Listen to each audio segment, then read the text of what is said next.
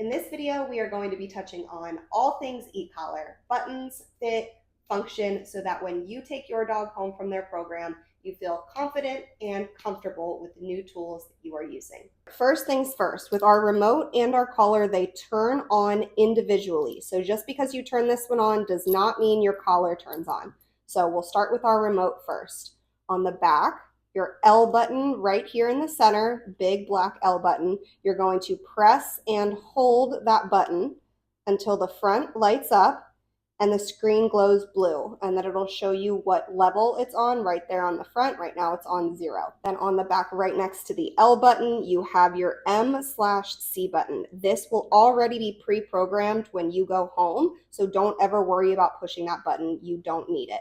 This is your charge port, so lift up this rubber part. That's where you put your charger in. And again, these both charge individually. So just because you charge one, it does not mean the other is charging. And then on the front, so you'll see this blinking light down here, and that will blink green. And then when you press and hold your stem button, that will glow red to show that you're actually pressing the button.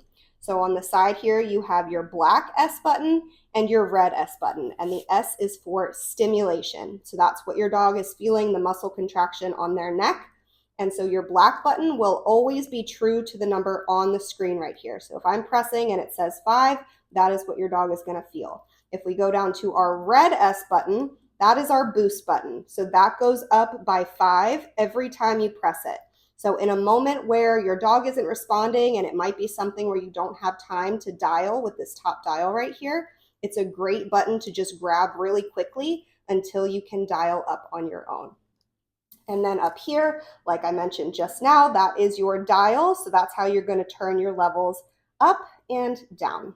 So then if you flip your e-collar to the other side, you will see here there is a button with a T on it that stands for tone.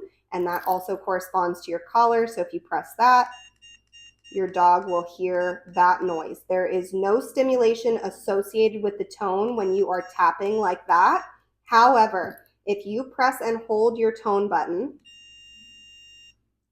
see how it cut off, but it kept glowing? If you press and hold, it does turn into stim. I believe it's 1.2 seconds after you press and hold.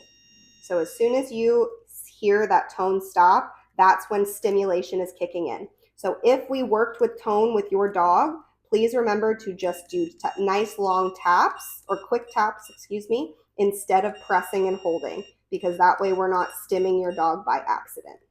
And then last but not least, remember back on the back where it says on, off, and light, right here, that L button, light, is a function that your collar also offers, which is really neat for going outside and pottying at night and whatnot. So if you press it one time, it's going to blink a flashlight on the collar.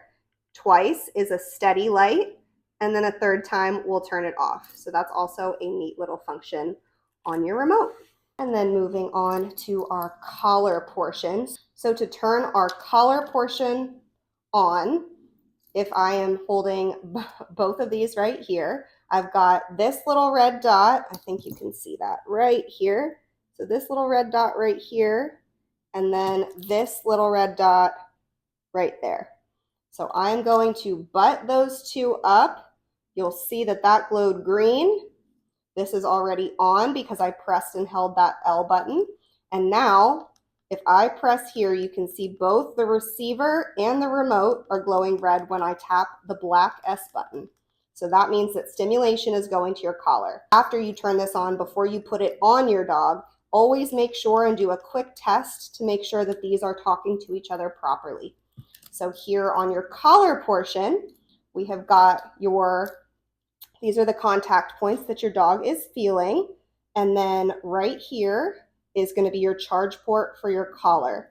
Now, when both of these are sealed properly and pressed in, they are both waterproof. So you are able to let your dog swim or play in the water or what have you, and these are waterproof. Just make sure that after they get out of the water, you're taking their collar off and drying their neck very well, because that way they don't get any kind of sores from the pressure of the collar and the wetness of their neck. We don't want any kind of rubbing or friction with water. Also on your collar, you'll see that on one side there is this style buckle. On this side, there is one style buckle, and then on this side, there is an easy clasp open buckle. This is the one you want to use. I will already have it pre-fitted to your dog. Now, if you have a younger dog, 6, 7, even 8 months, definitely stay in contact with me so we can make sure that I am helping you continue to fit it as they grow. But typically, if your dog is older than around a year old, they're going to be good to go with their sizing. So all you have to do is use this easy little quick clasp. That way you don't have to remember which buckle to go to every single time.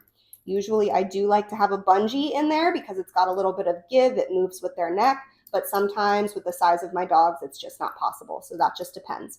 And then contact points, those will look different depending on your dog, depending on sensitivity, depending on their hair, all of that good stuff. Something else to keep in mind with your collar itself, you can see right here, it is blinking green. If it is about to die, it will start to blink orange. And then if the collar is dead, this will blink red. Now, don't mistake that red blinking for when you are using your stim. So if you're pressing this, you will see red, but don't think that it's dead. That just means they're talking. But if you see this is blinking by itself with no remote and it's red or orange, that definitely means you need to get it on a charger. I've got my helper dog here, so let's talk about the fit of our e-collars. So first things first, let's talk about the position of our collar.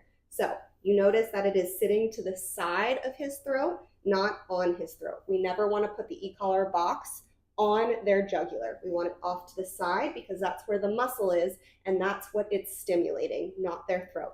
So off to the side is always the best place for it, and you can put it on either side of their neck. Typically for me, I will always default to the right side if I am facing my dogs, or the left side if you're facing on top of them. So it is sitting to the right side. Now with my more sensitive dogs, and I will absolutely communicate this to you guys, if I notice that your dog is a little bit more sensitive with their skin, sometimes it's very helpful to flip the box just to the other side like this halfway through the day. Typically with most dogs, that's not necessary, but of course I'll communicate that to you if I feel like it's something you should be doing.